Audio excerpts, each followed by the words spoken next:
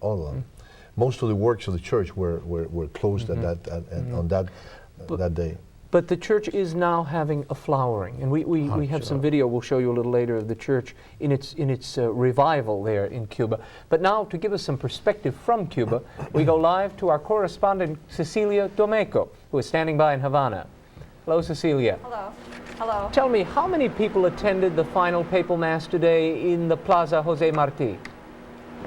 Raymond, before answering your question, I'd like to tell you that we've just gotten word that the Castro government has responded partly to the Vatican's request that the government free a group of about 500 prisoners.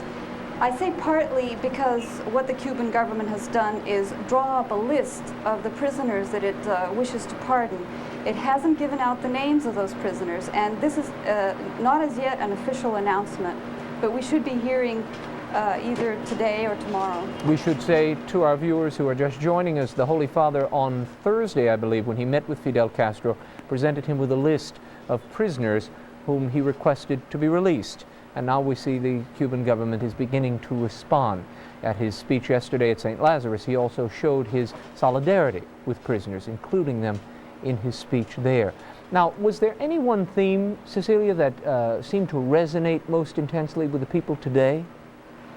Yeah, well, I did want to tell you a little bit of the atmosphere of the square. It was jam-packed with people, and the organizers that I talked with that were in the square estimated that the square can fit about 1 million people.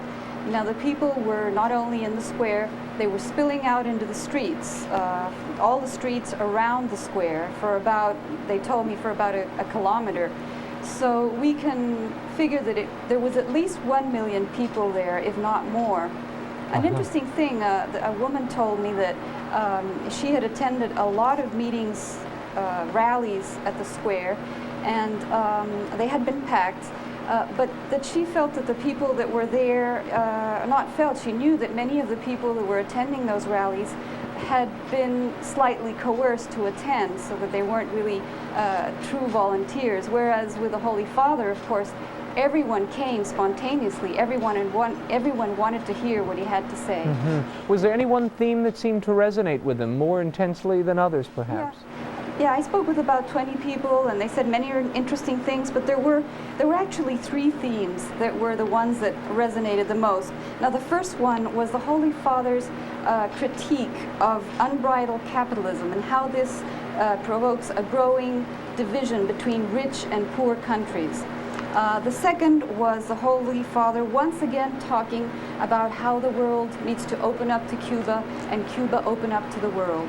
And the third was the Holy Father's once again talking about telling all Cubans, both those inside the country and outside the country, how they should forget their grievances, reconcile, and become brothers once again. Now, a Cuban man that I spoke with in the square said that this was a dream come true for him, and that he wished that all Cubans, whatever their ideologies, wherever they were in the world, could become one people again as they used to be. Cecilia, where do we go from here after this extraordinary Mass, an emotion-filled 5 days? Where does the Cuban people and the Church go now that the Holy Father is leaving? Well, I think the Holy Father's visit has opened a door to the Church here in Cuba.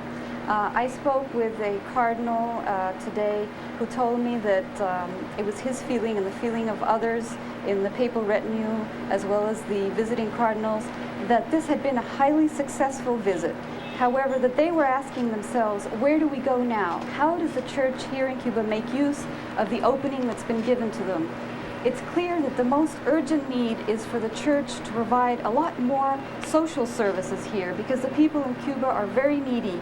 They need everything from food, clothing, medicine, to moral support and spiritual guidance. So this is a very important issue. More long-term, of course, is the Church's desire to have play a much greater role in Cuban society and a much greater role in education. And of course, for this, they're going to need more priests, more religious women, setting up a lot more schools, Catholic schools and Catholic institutions. And this is probably going to take a much longer time. Very good. Cecilia, we'll have to leave it there. We thank you for the reports throughout this visit, and have a safe trip back home. Okay. Well, we hear from Cecilia there again what we were just talking about, this idea that the Holy Father is laying the groundwork, giving the Cuban church a blueprint to go on from here. One of the themes he sounded in the speech we just heard, he mentioned the need for Catholic education. Exactly. And looking to the future, and as we said earlier, he's a pope of the future, always looking forward.